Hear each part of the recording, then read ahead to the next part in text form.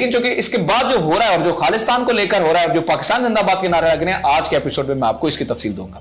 तो हुआ ये कि जनाब किसानों ने उस बिल के खिलाफ एहतजाज किया।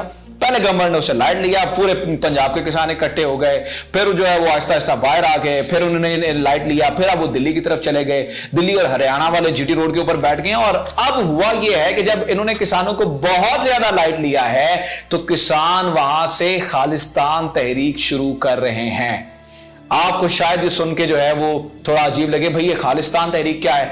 अब किसान ये कह रहे हैं कि हमें अपना अलग मुल्क चाहिए जिसका नाम है खालिस्तान। भारत में किसान जाग उठे और आज भारत के रिपब्लिक डे पे भारतीय किसान नई दिल्ली पहुंच गए।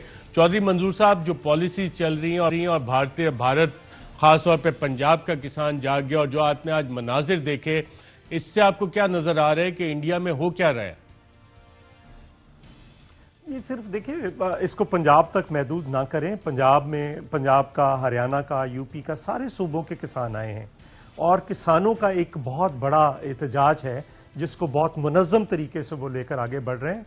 हम उसकी हमायत करते हैं और हम समझते हैं कि पाकिस्तान, पंजाब के अंदर भी, इधर भी लाहौर के अंदर इनकी हुकूमत ने एक किसान को कत्ल किया था, वो पुलिस के हाथों कत्ल हुआ है।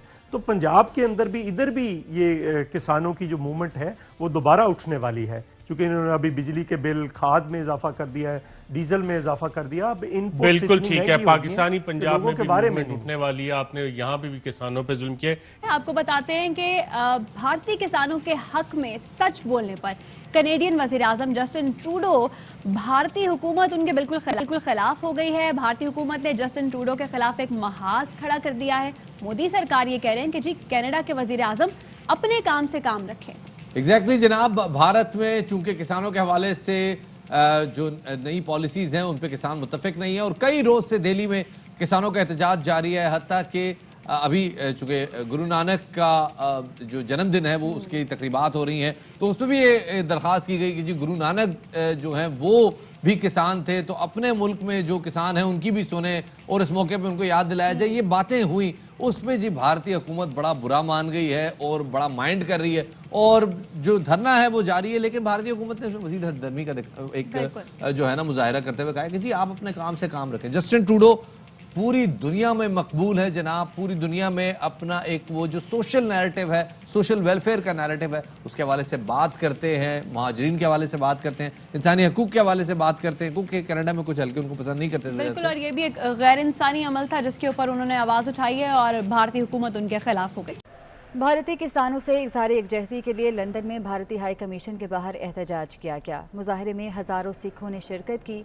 मुजाहरे के शुरका ने नरेंद्र मोदी की हुकूमत के खिलाफ नारे भी लगाए। वकास अहमद से मज़ीद तफसीलात जानेंगे। वकास अहमद बताइए।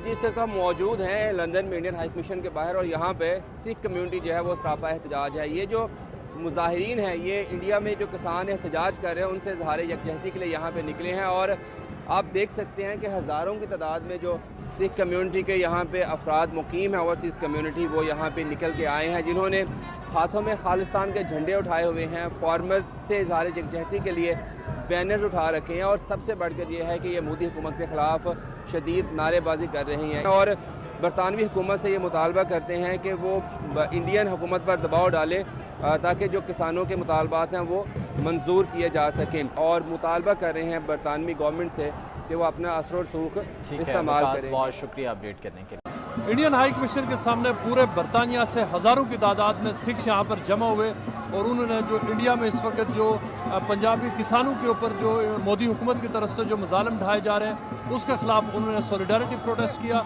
इस प्रोटेस्ट में शामिल होने के लिए पूरे बरतानिया के तकरीबन 8 बड़े शहरों में मुख्तलिफ मुजाहरे हुए, लेकिन ये वाला जो लंदन वाला मुजाहरा है ये अपनी नवैयत का सबसे बड़ा मुजाहरा था। सिखा ने जो दिल्ली ਨੂੰ फतेह करने का उत्थे सिलसिला दिल्ली में किया है, असी उन्होंने दे नाल खड़े हैं। मोदी की गवर्नमेंट के खिलाफ आज से पहले मैंने इस लेवल का ना प्रोटेस्ट देखा है और ना मोदी खिलाफ इतने नारे देखे हैं। इस मैजिस्ट्रेशन की डिमांड है कि ये काले कानून बंद किए जान और फार्मर्स की जस्टिस उन्हें दी जाए। पंजाब दे 3 कानून पास होए आ, ਜਿਹੜੇ ਪਹਿਲਾਂ ਕਾਨੂੰਨ ਪਾਸ ਹੋਏ ਪਏ ਆ ਅਸੀਂ ਉਹ ਰੱਦ ਕਰਵਾਉਣ ਲਈ ਇਕੱਠ ਕੀਤਾ ਹੈ ਤਾਂ ਜੋ ਸਾਡੀਆਂ ਆਉਣ ਵਾਲੀਆਂ ਪੀੜ੍ਹੀਆਂ ਸੁਖੀ ਰਹਿਣ। We all here supporting Khalistan If it wasn't for Khalistan, we wouldn't be in this mess in the first place. So all for Khalistan, down with the Indian terrorist government. We're here for Khalistan.